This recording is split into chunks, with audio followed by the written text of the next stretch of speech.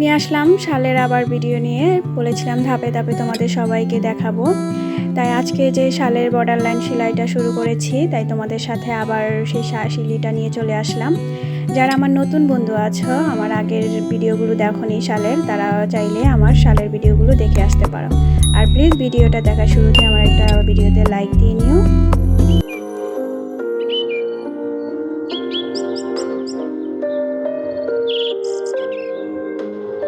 Hello বন্ধুরা, আসসালামু আলাইকুম। লামিজ ডিমে তোমাদের সবাইকে স্বাগতম। দূর দূরান্ত থেকে যারাই আমার ভিডিওটা দেখছো সবাইকে জানাই অসংখ্য ধন্যবাদ।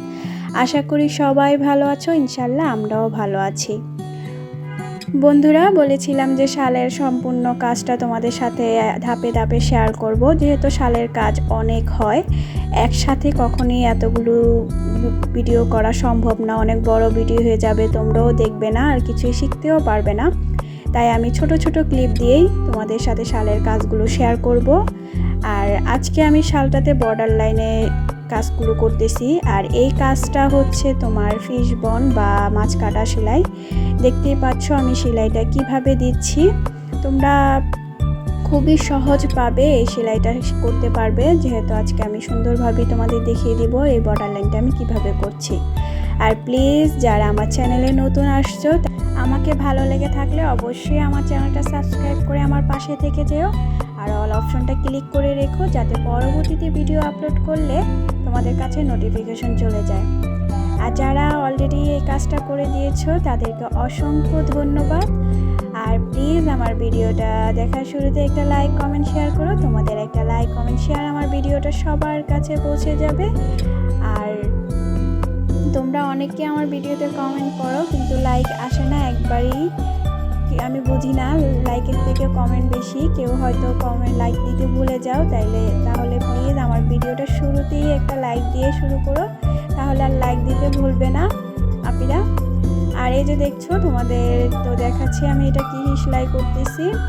আর যারা আমার ভিডিওগুলো আগে দেখো নি এই শালের, তারা চাইলে আমার ভিডিওগুলো দেখে আসতে পারো। এই ড্রয়িং করা আর এর শালের সাইডে যে বর্ডার লাইন করেছি, সেটা চাইলেই নতুন যারা জয়েন করেছো তারা দেখে আসতে পারো। তাহলে এই ধাপে ধাপে সেলাইগুলো তোমরা বুঝতে পারবে। আর যারা অলরেডি এই ভিডিওগুলো আগেরগুলো দেখেছে, তারা তো অবশ্যই বুঝতে পারবে যে ধাপে ধাপে আমি শালটা কিভাবে সেলাই করতেছি আর তোমাদের সাথে ভিডিও শেয়ার করতেছি। আর এই যে দেখতে পাচ্ছ, সেলাইটা আমি খুবই একটা নর্মাল সেলাই ধরতে গেলে, মাছ কাটা বা ফিশ বন যেটা বলো, খেজুর কাটা, এর যে নাম দেয় আর কি। আবার চেন শিলির মতোও, কিন্তু এটা ডাবল চেন বলতে পারো। আমার কাছে ডাবল চেনের মতোই লাগে এই সেলাইটা, তাই আমি ডাবল চেনই বলি। কারণ দুই পাশ থেকে চেন শিলির মতো আমি দিয়ে যাই, এই জন্য ডাবল চেন বলি। যাই যে নামে বলতে পারো। আসলে সেলাই এমন একটা জিনিস, অনেক নাম আছে, আবার অনেক জায়গায় অনেক নামে অনেকে চিনে, আবার অনেকে বিভিন্ন ধরনের সেলাইয়ের নাম বলে। এই জন্য কার কাছে কোন নাম সঠিক এটা আসলেও বলা বাহুল্য। যাই হোক আপিরা, তোমাদের সাথে কথা বলতে বলতে আমার এই বর্ডার লাইনটা দেওয়া কমপ্লিট। এখন আমি যেটা দেখাবো সেটা হচ্ছে সাইডে যে ডিজাইনটা করেছি ওইটা কিভাবে করি, তোমরা সঙ্গে থাকো, দেখতে থাকো।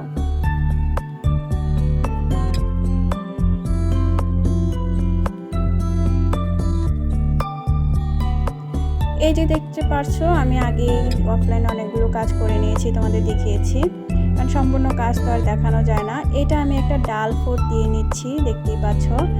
আর সুতাটা আমি কিন্তু 3 তার নিয়েছি, যেহেতু এই সুতাটা একটু চিকুন, সুন্দরী সুতা, কিন্তু তারপরে এই লাচি সুতাটা কেন জানি একটু চিকুন। আমি অনেক লাচি সুতা মোটা দেখেছি, চিকুন দেখেছি। যাই হোক, এই সুতাটা একটু চিকুন দেখে আমি 3 তার নিয়েছি। কিন্তু যেটা নাকি একটু মোটা লাচি সুতাটা বা সুন্দরী সুতা, ওই সুতাটা তুমি 2 তারও নিতে পারো, কিন্তু আমার এটা অনেকই চিকুন। তোমাদের চিলিটা দেখলেই বুঝতে পারছো সুতাটা। আর এটা আমি একটা কাশ্মীরি বরড বলো, পাকিস্তানি বরড বলো বা গিট বরড বলো, এই বরড দিয়ে আমি এই কাজটা করতেছি। আর ওটা আমি ডাল শিলি দিয়েছি, দেখতেই পাচ্ছ। নিখুঁতভাবে দেখলে সেলাইগুলো সম্পূর্ণ বুঝতে পারবে, কারণ সেলাই এমন একটা জিনিস তোমাদেরকে হয়তো মুখে বললে ওইভাবে বোঝা যায় না, কিন্তু তারপরও যতটুকু সম্ভব আমি তোমাদের বোঝানোর চেষ্টা করি।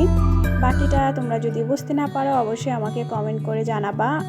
আর এই যে দেখতে পাচ্ছ আমার এটা দেওয়ার পরে যে ডাল শিলিটা আমি কিভাবে দিচ্ছি সেটাও তোমরা ভালোভাবে লক্ষ্য করতে পারো। এভাবে ডাল শিলিগুলো দিলে কি শিলিটা একটু সুন্দর লাগে, তাই আর কি। তোমরা যে কোনোভাবেই দিতে পারো, সমস্যা নাই, কিন্তু আমি সবসময় ডাল শিলিটা এভাবেই দিয়ে আসি।